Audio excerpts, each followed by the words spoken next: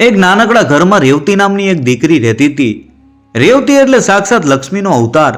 એનો સ્વભાવ એટલો મીઠો કે પથ્થર પણ પીગળી જાય. પણ કિસ્મતની રેખા કંઈક જુદી જ હતી. રેવતી નાની હતી ત્યારે જ એની માતા ભગવાનને ઘેર ચાલી ગઈ. એના પિતાએ ઘર ચલાવવા અને દીકરીને માનો વાલ મળે તે માટે બીજા લગ્ન કર્યા. નવી માં ઘરે આવી ત્યારે સાથે પોતાની દીકરી ચંપાને પણ લઈને આવી. રેવતી અને ચંપા દેખાવમાં તો થોડી સરખી લાગતી, પણ સ્વભાવમાં જમીન આસમાનનો તફાવત હતો. રેવતી જેટલી માયાળુ અને મહેનતુ, ચંપા એટલી જ આળસુ અને અદેખી. ચંપાની માં એને બહુ લાડ લડાવતી, એટલે ચંપા તો જાણે આભને અડતી હોય એમ ફાટીને ફૂલી ગઈ હતી. કોઈની સાથે સીધું બોલે નહીં અને આખો દિવસ મોઢું ચડાવીને જ ફૈડા કરે. શિયાળાની કડકડતી ઠંડી હજુ હમણાં જ પૂરી થઈ ગઈ હતી. ડુંગરો ઉપર જામેલો બરફ ઓગળી રહ્યો હતો અને સીમમાં નવું ઘાસ ફૂટવાની તૈયારી હતી. આવા સમયે ચંપાને અચાનક ચટપટું ખાવાનું મન થયું. તેણે મા પાસે જીદ પકડી કે માં, મારે તો અત્યારે ને અત્યારે બોર ખાવા છે, મને બોર લાવી આપ. માં બિચારી શું કરે? એ તો જાણતી હતી કે હવે બોરની મોસમ વહી ગઈ છે. શિયાળો ઉતરે એટલે બોર ક્યાંથી મળે? પણ ચંપા તો લોઢાના ચણા ચાવે એવી હઠીલી. તેણે રોકકડ કરી મૂકી. આ જોઈને સાવકીમાએ રેવતીને બોલાવી. એનો અવાજ કરડો હતો. એ રેવતી, સાંભળ, મારી લાડકી ચંપાને બોર ખાવા છે. અત્યારે જંગલમાં જા અને ટોપલી ભરીને બોર લઈ આવ. જો બોર લીધા વગર પાછી આવી છે તો તારા ટાટિયા વાઢી નાખી, સમજી? બિચારી રેવતી. બહાર હજુય ઠંડો પવન વાતો હતો.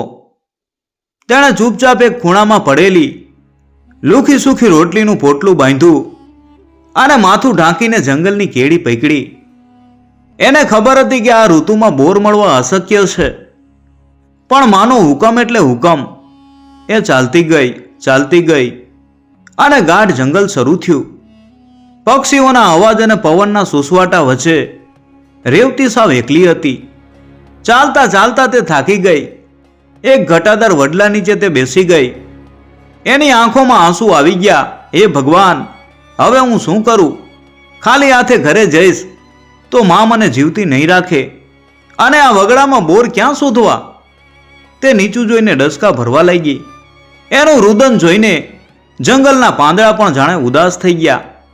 ત્યાં જ અચાનક તેને કોઈનો અવાજ સંભળાયો. તેણે ચમકીને માથું ઊંચું કર્યું. તેની સામે 3 અજીબ કદના માણસો ઊભા હતા, સાવ નાના, માત્ર 3 વેત ઊંચા. એમને જોઈ અને રેવતી પહેલા તો ડરી ગઈ, પણ પછી તેને દયા આવી. એ વેંતિયાઓ ભૂખા દેખાતા હતા. રેવતીએ નમ્રતાથી પૂછ્યું કે ભાઈઓ, તમે કોણ છો? શું તમારે મારી કોઈ મદદની જરૂર છે? સૌથી મોટા વેંતિયાએ કહ્યું કે બેન, અમે આ જંગલના રખેવાળ છીએ. અમને બહુ ભૂખ લાગી છે. તારી પાસે કંઈ ખાવાનું હોય તો અમને આપીશ? રેવતીએ પોતે ભૂખે રહી અને પોતાના ભાતાની પોટલી ખોલી નાખી અને પેલી રોટલીઓ પ્રેમથી એ નાના માણસો સામે ધરી દીધી. 3 વેત્યાઓ તો રાજી થઈ ગયા અને જોત જોતામાં બધું જમી ગયા.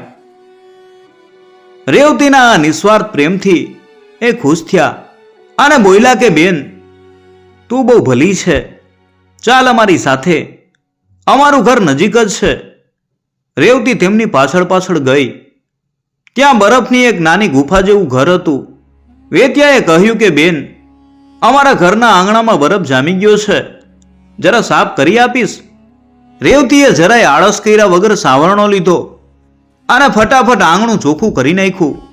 જેવો બરફ ખઈશો તેવો જ ચમત્કાર થયો. અંદર તો બોરનો આખો ઢગલો હતો. વેત્યાએ હસીને કહ્યું કે બહેન, આ તારી મહેનત અને ભલાઈનું ફળ છે. તારે જોઈએ એટલા બોર લઈ લે અને સાંભળ, અમે તને એક આશીર્વાદ આપીએ છીએ કે આજથી તું જ્યારે પણ હસીશ ત્યારે તારા મોઢામાંથી ફૂલ ખરશે અને તારી વાણીમાં અમૃત રેલાશે. રેવતી તો રાજી થઈને બોરની ટોપલી ભરીને ઘરે દોડી. સાવકી માં અને ચંપાને તો એમ હતું કે છોકરી ખાલી હાથે આવશે અને આપણને એને ધમકાવવાનો મોકો મળશે. પણ જ્યારે રેવતીએ બોરથી છલકાતી ટોપલી આંગણામાં મૂકી ત્યારે બંનેની આંખો ફાટી ગઈ. લે માં આ બોર, આને ખબર છે આજે શું થયું? એમ કહીને રેવતીએ જેવું મીઠું હાસ્ય કર્યું કે આખું આંગણું સુગંધિત મોગરા અને ગુલાબના ફૂલોથી ભરાઈ ગયું. રેવતીના મોઢામાંથી હીરા જેવા ચમકતા ફૂલ ખરવા લાગ્યા. આ જોઈને સાવકીમાના પેટમાં તેલ રેડાયું.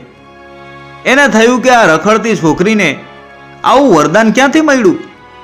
રેવતીએ ભોળા ભાવે જંગલની બધી વાત કરી. પેલા 3 વેત્યા, પોતાનું ભાણું તેમને ખવડાવ્યું અને તેમનું આંગણું સાફ કર્યું. એ બધી જ હકીકત જણાવી દીધી. સાવકીમાએ મનમાં ને મનમાં પાપનો ઘડો બાંધ્યો. તેણે વિચાર્યું, જો આ રેવતીના મોઢામાંથી ફૂલ ખરતા હોય તો મારી લાડકી ચંપા જશે તો એના મોઢામાંથી તો સોનાના સિક્કા ખરશે. બીજા જ દિવસે સવારે માએ ચંપાને તૈયાર કરી. ચંપાને ખાવા માટે લુખી રોટલી નહીં પણ ઘીમાં જબોળેલા લાડુ અને ગરમા ગરમ સુખડીનું ભાતું બાંધી આપ્યું. ચંપાને સમજાવીને જંગલ તરફ રવાના કરી. ચંપા તો મનમાં લપલપતી ચાલી, હમણાં પેલા વેત્યા મળશે એટલે હું તો તેમને ધમકાવીને મોટું વરદાન લઈ લઈશ. ચંપા પેલા વડલા નીચે પહોંચી જ્યાં રેવતી બેઠી હતી. થોડી વારમાં પેલા 3 વેત્યાઓ ત્યાં આવ્યા. તેમણે જોયું કે એક છોકરી સરસ ભાતું લઈને બેઠી છે. સૌથી મોટા વેત્યાએ નમ્રતાથી પૂછ્યું કે બેન, અમને બહુ ભૂખ લાગી છે, તારા ભાતામાંથી થોડું અમને આપીશ? ચંપાએ તો મોઢું મચકોડ્યું અને કડક અવાજે બોલી, એ ઠીંગુજીઓ, આ લાડુ તમારા માટે નથી, આ તો હું મારા માટે લાવી છું. મારી પાસે ખાવાનું માંગવાની હિંમત કેમ થઈ? ભાગો અહીંથી. વેત્યાઓ બિચારા ચૂપ રહ્યા. પછી તેમણે બીજું કામ સોંપતા કહ્યું, સારું બેન, જરા અમારા ઘરનું આંગણું બરફથી ભરાઈ ગયું છે, તે સાફ કરી આપીશ? ચંપા તો 7 આસમાને હતી. તેણે તોછડાઈથી જવાબ આપ્યો, હું કંઈ તમારા ઘરની નોકર છું? હું તો અહીં વરદાન લેવા આવી છું, કામ કરવા નહીં. મને તો મારા ઘરનું કચરાપોતું કરવું ગમતું નથી. તો તમારું કોણ કરે? વેત્યાઓ સમજી ગયા કે આ છોકરીના હૃદયમાં દયા નથી, માત્ર લોભ છે. તેમણે એકબીજાની સામે જોયું અને સૌથી મોટા વેત્યાએ ક્રોધિત થઈને કહ્યું, હે છોકરી, તારો સ્વભાવ કડવો છે અને તારી વાણીમાં ઝેર છે. જા, અમે તને સાપ આપીએ છીએ કે તું જ્યારે પણ હસીશ કે બોલવા જઈશ ત્યારે તારા મોઢામાંથી સુગંધિત ફૂલ નહીં પણ ગંધાતા અને ચીકણા દેડકા બહાર કૂદશે. ચંપાને તો એમ કે આ ઠીંગણાઓ શું કરવાના હતા. એ તો અભિમાનમાં ઘરે પાછી ફરી. માં તો આંગણામાં થાળી લઈને બેઠી હતી કે હમણાં ચંપા હસશે અને સોનાના ફૂલની થાળી ભરાઈ જશે. જેવી ચંપા ઘરે આવી, માએ પૂછ્યું કે બેટા શું લાવી? ચંપા જેવી હસવા ગઈ કે તરત જ તેના મોઢામાંથી એક મોટો કાળો અને ગંધાતો દેડકો ડ્રાઉં ડ્રાઉં કરતો બહાર કૂદ્યો. માં તો રાડ પાડીને પાછળ હટી ગઈ. ચંપા જેટલું બોલવા જાય એટલા વધુ દેડકા બહાર આવે. આખું ઘર ગંદકીથી ભરાઈ ગયું. સાવકીમાં સમજી ગઈ કે લેવાના દેવા થઈ ગયા છે. હવે સાવકીમાંનો ગુસ્સો 7મા આસમાને પહોંચ્યો. એને થયું કે આ બધું રેવતીના કારણે જ થયું છે. તેણે રેવતીનું જીવન હરામ કરી નાખ્યું. તેને અંધારી ઓરડીમાં પૂરી દીધી અને ખાવા પીવાનું બંધ કરી દીધું. પણ કુદરતનો ન્યાય કંઈક અલગ જ હતો. આ સમય દરમિયાન આખા રાજ્યમાં એક સમાચાર વાયુવેગે ફેલાયા કે રાજ્યનો રાજકુમાર આદિત્ય પરણવા લાયક થયો છે. તે બહુ ગુણવાન અને દયાળુ હતો. એણે શરત રાખી હતી કે તે એવી જ કન્યા સાથે લગ્ન કરશે જેનામાં કોઈ દેવી ગુણ હોય અને જેનું હૃદય સાફ હોય. રાજાએ આખા રાજ્યની કન્યાઓને મહેલના ચોગાનમાં હાજર થવા આદેશ આપ્યો. સાવકી માએ વિચાર્યું કે ચંપાનું મોઢું બંધ રાખશું તો કોઈને ખબર નહીં પડે અને એનો દેખાવ તો સારો જ છે. તેણે રેવતીને ઘરમાં પૂરી દીધી અને ચંપાને સજાવીને મહેલ તરફ ઉપડી. રાજમહેલના વિશાળ ચોગાનમાં મેળો જામ્યો હતો. દૂર દૂરથી રૂપરૂપના અંબાર જેવી રાજકુમારીઓ અને ગામડાની કન્યાઓ આવી હતી. સૌના મનમાં એક જ આશા હતી કે રાજકુમાર તેમને પસંદ કરે. ચંપાની માએ તેને રેશમી વસ્ત્રો પહેરાવ્યા હતા અને સખત તાકીદ કરી હતી કે જોજે હો ચંપા, ત્યાં જઈને મોઢું જરાય ખોલતી નહીં. જો તું હૈસી કે બોલી તો દેડકા બહાર આવશે અને આપણી આબરૂના ધજાગરા ઉડી જશે. ચંપાએ ડોક હલાવીને હા પાડી. બીજી બાજુ રેવતીને તો અંધારી કોટડીમાં પૂરી દેવામાં આવી હતી. પણ રેવતીનું નસીબ કોણ રોકી શકે? પેલા વેત્યાઓએ તેને વરદાન આપ્યું હતું કે તે મુસીબતમાં જે ઈચ્છે તે રૂપ ધારણ કરી શકશે. રેવતીએ મનોમન પેલા વેત્યાઓને યાદ કર્યા અને પલકવારમાં તે ઓરડીના નાના છિદ્રમાંથી હવાની લેરખી બનીને બહાર નીકળી ગઈ. બહાર નીકળીને તેણે ફરી પોતાનું અસલ રૂપ ધારણ કર્યું. એની પાસે મોંઘા કપડાં નહોતા, પણ એના ચહેરા ઉપરનું તેજ કોઈ પણ રાણીને ઝાંખી પાડી દે એવું હતું. રાજકુમાર આદિત્ય દરેક કન્યા પાસે જઈને તેની પરીક્ષા લઈ રહ્યો હતો. કોઈ કન્યા બહુ અભિમાની હતી તો કોઈનામાં માત્ર રૂપ જ હતું, ગુણ નહીં. જ્યારે તે ચંપા પાસે પહોંચ્યો ત્યારે રાજકુમારને લાગ્યું કે આ છોકરી દેખાવમાં તો ઠીક છે, પણ એનું મોઢું કેમ સાવ સિવેલું છે. રાજકુમારે તેને પૂછ્યું કે તારું નામ શું છે? તું કેમ કાંઈ બોલતી નથી? ચંપા તો થરથર ધ્રુજવા લાગી. એની માએ બાજુમાંથી ઈશારો કર્યો કે ચૂપ રે, પણ રાજકુમારે આગ્રહ કર્યો, જરા હસીને તો બતાવ. ચંપાએ જેવું હસવા માટે મોઢું સેજ ખોલ્યું કે તરત જ તેની અંદરથી એક પછી એક 3 મોટા કદરૂપા દેડકા બહાર આવ્યા અને ઉછળ્યા અને સીધા રાજકુમારના કપડા ઉપર પડ્યા. આખા ચોગાનમાં હાહાકાર મચી ગયો. લોકો છી છી કરવા લાગ્યા. ચંપાની મા તો શરમના માયરા મોઢું છુપાવા લાગી. એ જ વખતે ભીડમાંથી શાંત અને ધીમા પગલે રેવતી આગળ આવી. તેના સાદા કપડાં અને પવિત્ર ચહેરો જોઈને રાજકુમાર થંભી ગયો. રેવતીએ રાજકુમારને પ્રણામ કર્યા અને જેવી તે બોલી કે ક્ષમા કરજો રાજકુમાર, કે તરત જ તેના શબ્દોની સાથે એના ઓઠમાંથી સુગંધિત ગુલાબ અને મોગરાના તાજા ફૂલો ઝરવા લાગ્યા. આખું વાતાવરણ દિવ્ય સુગંધથી મહેકી ઉઠ્યું. રાજકુમાર અને ત્યાં હાજર સૌ લોકો આ ચમત્કાર જોઈને દંગ રહી ગયા. રાજકુમારના ચહેરા ઉપર સ્મિત આવી ગયું. તેને જે જોઈતું હતું તે મળી ગયું હતું. એક એવી કન્યા જેનું હૃદય પવિત્ર છે અને જેની વાણીમાં પુષ્પોની કોમળતા છે. રાજકુમારે તરત જ રેવતીનો હાથ પકડ્યો અને જાહેર કર્યું, આજ મારી રાણી બનશે. ઢોલ નગારા વાગવા લાગ્યા અને આખા રાજ્યમાં ખુશીની લહેર છવાઈ ગઈ. રેવતીના લગ્ન રાજકુમાર આદિત્ય સાથે ધામધૂમથી થયા. સાવકી મા અને ચંપા ઈર્ષાની આગમાં બળીને ખાક થઈ ગયા, પણ અત્યારે તે કંઈ કરી શકે એમ નહોતા. રેવતી હવે રાજમહેલની વહુ હતી અને રાજકુમારની રાણી. સમય વીતતો ગયો. રેવતીએ રાજમહેલમાં બધાના દિલ જીતી લીધા. થોડા સમય પછી રેવતીએ એક સુંદર કુંવરને જન્મ આપ્યો. આખા રાજ્યમાં ઉત્સવ મનાવવામાં આવ્યો. પણ આ સુખ જોઈને પેલા ગામમાં બેઠેલી સાવકી મા અને ચંપાના મનમાં પાપ જાગ્યું. એમણે વિચાર્યું, જો રેવતી રાજપાટ ભોગવે તો આપણે કેમ નહીં? આપણે ગમે તે રીતે રેવતીનો કાંટો કાઢવો પડશે. તેમણે એક ભયાનક યોજના બનાવી. તે બંને વેશપલટો કરીને દાસીઓ બનીને રાજમહેલમાં ઘૂસી ગઈ. રેવતીનું હૃદય તો ગાય જેવું ભોળું હતું. તેણે પોતાની સાવકી મા અને બહેન ચંપાને મહેલમાં જોયા એટલે તેને દયા આવી ગઈ. એણે વિચાર્યું કે કદાચ હવે તેઓ સુધરી ગયા હશે. તેણે રાજાને વિનંતી કરીને બંનેને મહેલમાં રહેવાની રજા અપાવી દીધી.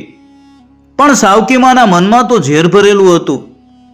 તે દિવસ રાત એક જ તકની રાહ જોતી હતી કે ક્યારે રેવતીને રસ્તામાંથી હટાવીને પોતાની દીકરી ચંપાને રાણીના સિંહાસન ઉપર બેસાડવી. એક દિવસ રાજકુમાર આદિત્ય કોઈ કામ માટે પાડોશી રાજ્યમાં ગયા હતા. મહેલમાં રેવતી અને તેનો નાનકડો કુંવર એકલા હતા. અડધી રાતનો સમય હતો. આખું નગર ઘોર નિંદ્રામાં હતું. મહેલની પાછળ જ એક નદી વહેતી હતી. રેવતીના શયનખંડની એક મોટી બારી સીધી આ નદી ઉપર ખુલતી હતી. સાવકી મા અને ચંપા દબાતા પગલે રેવતીના ઓરડામાં ઘૂસ્યા. રેવતી ભર ઊંઘમાં હતી. આ તકનો લાભ લઈને બંનેએ મળીને રેવતીને પથારી સાથે જ ઊંચકી લીધી. આજે તો તારો ખેલ ખતમ એમ કહીને તેમણે બારીમાંથી રેવતીને નીચે વહેતા નદીના ધસમસતા પ્રવાહમાં ફેંકી દીધી. પાણીમાં પડતા જ રેવતીની ઊંઘ ઉડી ગઈ. તેને સમજાયું કે તેની સાથે દગો થયો છે. નદીમાં બતકોનું એક મોટું ટોળું તરી ગયું હતું. ડૂબતા ડૂબતા રેવતીને પેલા વેત્યાઓનું વરદાન યાદ આવ્યું કે તું મુસીબતના સમયે જે ધારીશ તે રૂપ તું લઈ શકીશ. રેવતીએ તરત જ મનોમન પ્રાર્થના કરી અને એ જ ક્ષણે તે એક સુંદર સફેદ બતકી બની ગઈ. તે બતકોના ટોળામાં ભળી ગઈ અને પોતાનો જીવ બચાવ્યો. બીજી બાજુ મહેલમાં સાવકી માએ ઉતાવળે ચંપાને રેવતીના કપડાં પહેરાવી દીધા અને તેને રેવતીના પલંગ ઉપર સુવરાવી દીધી. ચંપાનો દેખાવ થોડો રેવતીને મળતો આવતો હતો અને ઓરડામાં અંધારું હતું એટલે કોઈને ખબર ન પડી. સવારે જ્યારે રાજકુમાર પાછા આવ્યા ત્યારે તેમને રાણીના વ્યવહારમાં કંઈક અજીબ લાગ્યું. રાણી મોઢા ઉપર બુરખો નાખીને ખૂણામાં બેઠી હતી. જ્યારે રાજકુમારે પૂછ્યું કે રેવતી, તને શું થયું છે? તારું સ્વાસ્થ્ય તો ઠીક છે ને? ત્યારે ચંપાએ માત્ર માથું હલાવ્યું. તેની માએ બાજુમાંથી બચાવ કર્યો કે કુમાર બાપુ, રાણી સાહેબને તાવ ચડ્યો છે એટલે તે બોલી શકતા નથી. રાજકુમારને વહેમ તો પડ્યો પણ તે શાંત રહ્યા.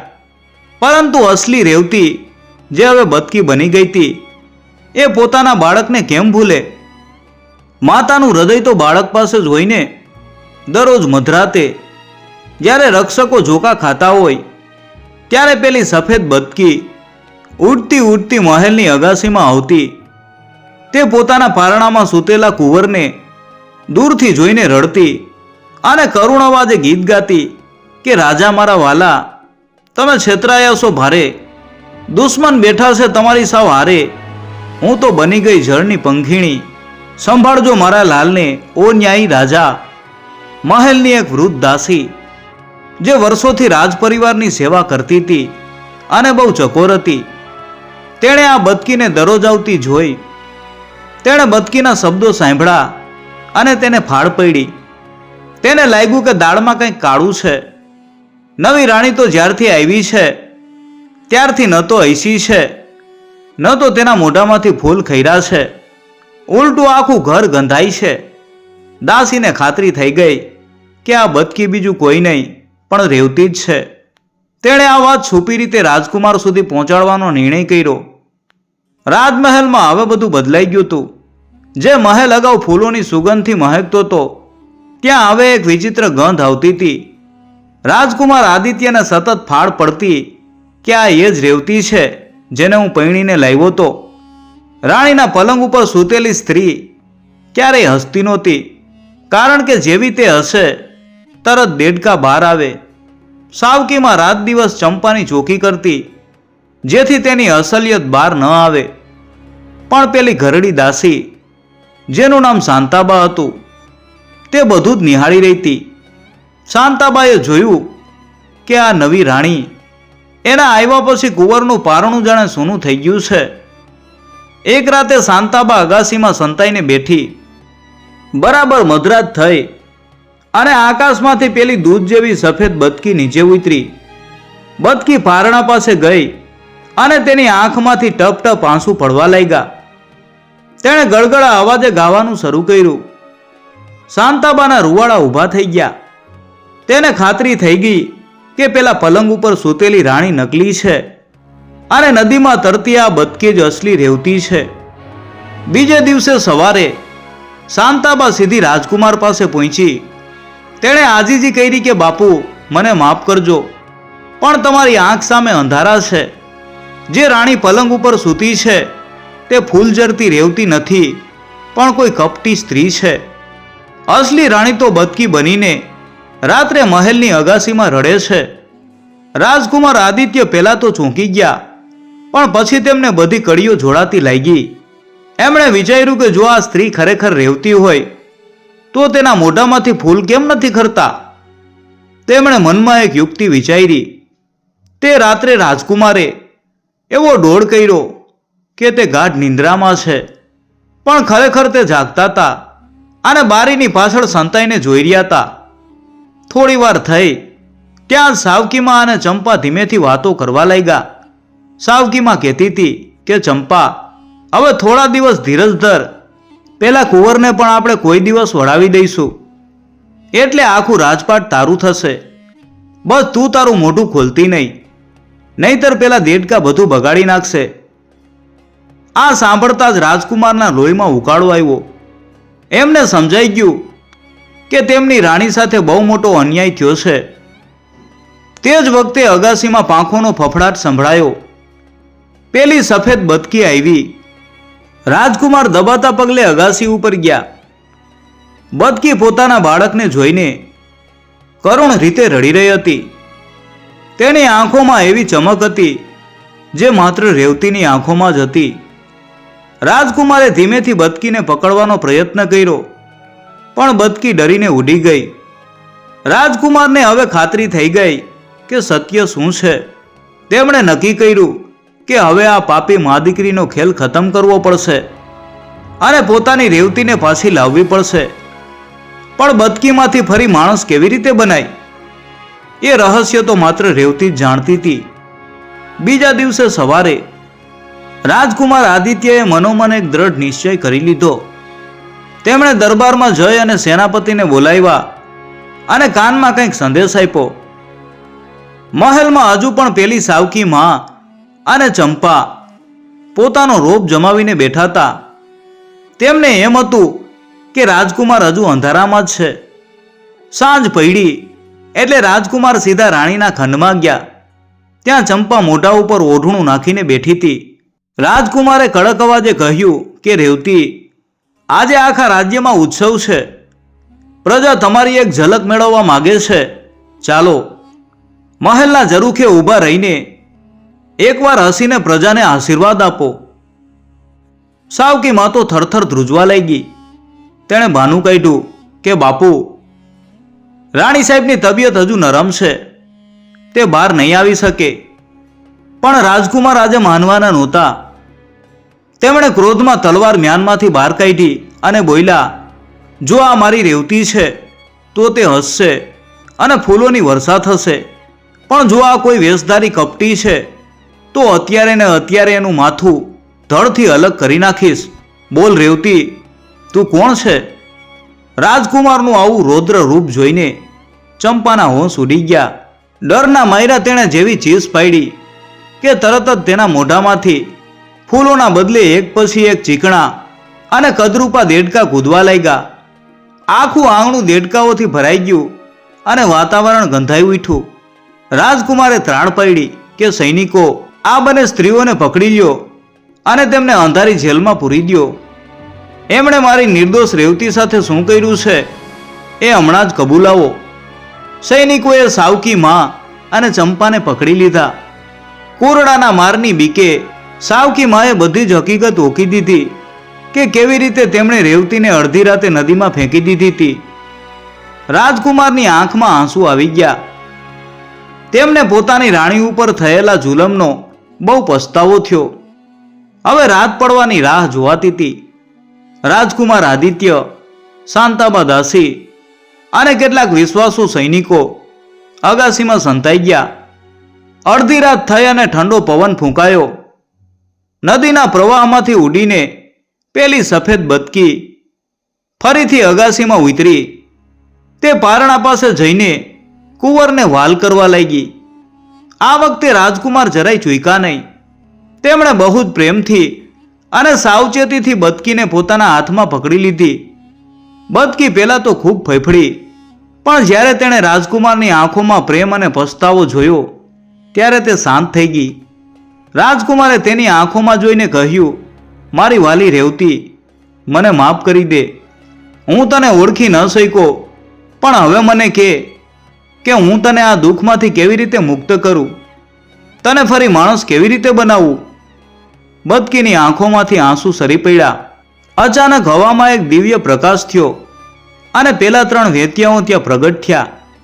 સૌથી મોટા વેત્યાએ કહ્યું કે રાજકુમાર, રેવતીનું હૃદય સોના જેવું પવિત્ર છે, એટલે જ તે બચી શકી છે. જો તમે તેને ફરી રાણી બનાવવા માંગતા હો તો તમારે તમારી તલવાર એના માથા ઉપરથી 3 વાર પ્રેમપૂર્વક ઘુમાવવી પડશે. પણ યાદ રાખજો, જો તમારા મનમાં જરા પણ શંકા હશે તો તે હંમેશા માટે પંખી બની જશે. રાજકુમારે જરાય ડર્યા વગર પોતાની તલવાર લીધી અને જય માતાજી કહીને બદકીના માથા ઉપરથી 3 વાર પસાર કરી.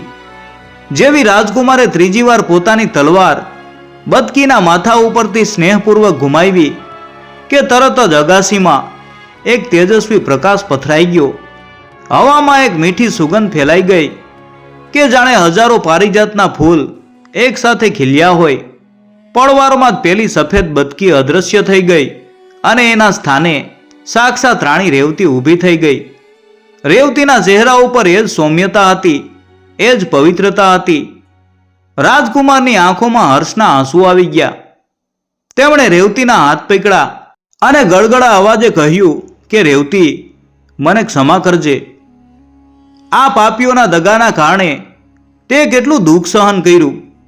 રેવતીએ નમ્રતાથી કહ્યું કે રાજન, આ તો વિધાતાના લેખ હતા, પણ મને આનંદ છે કે આપ સત્ય સુધી પહોંચી શક્યા. ત્યાં જ પેલા વેત્યાઓ ફરી પ્રગટ થયા. તેમણે આશીર્વાદ આપતા કહ્યું કે બેન રેવતી, તારી સહનશીલતા અને ભલાઈની જીત થઈ છે. તું બદકી બની છતાં તારી મમતા ડગી નહીં, એટલે જ કુદરતે તને ફરી આ રૂપ આપ્યું છે. હવે તું અને રાજકુમાર સુખેથી રાજ કરો. એમ કહીને વેત્યાઓ જંગલ તરફ અદૃશ્ય થઈ ગયા. બીજા દિવસે સવારે જ્યારે આખું નગર જાગ્યું ત્યારે રાજ્યમાં ઢંઢેરો પીટાવવામાં આવ્યો કે અસલી રાણી પાછી આવી ગઈ છે. લોકો આનંદથી નાચી ઉઠ્યા. રેવતી જ્યારે મહેલના ઝરૂખે આવીને ઊભી રહી અને હસી, ત્યારે એના હોઠમાંથી ખરેલા ફૂલોની આખા રસ્તા ઉપર ચાદર બિછાઈ ગઈ. પ્રજાને ખબર પડી કે આજ તેમની સાચી બદકી રાણી છે. આ દરમિયાન જેલમાં પૂરેલી પેલી દુષ્ટ સાવકીમાં અને ચંપાને કડક સજા ફટકારવામાં આવી. રાજકુમારે તેમને દેશ નિકાલ કરવાનો હુકમ કર્યો. ચંપા જેટલું કરગરે એટલા એના મોઢામાંથી દેડકા કૂદતા હતા, એટલે હવે કોઈને તેના ઉપર દયા પણ આવતી નહોતી.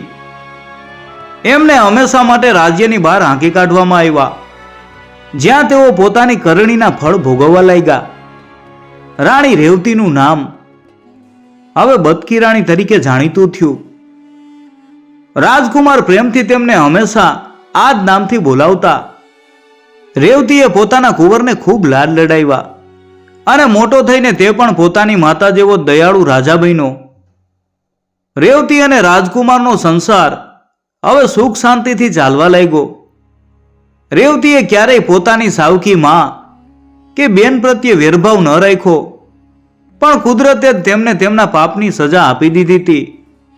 રેવતી હવે દરરોજ ગરીબોને દાન આપતી અને પેલા વેત્યાઓની યાદમાં જંગલના પશુ પક્ષીઓ માટે જણ અને પાણીની વ્યવસ્થા કરતી. આ વાર્તા આપણને શીખવે છે કે ભલાઈનો બદલો ભલાઈ અને પાપનો ઘડો ફૂટે જ છે.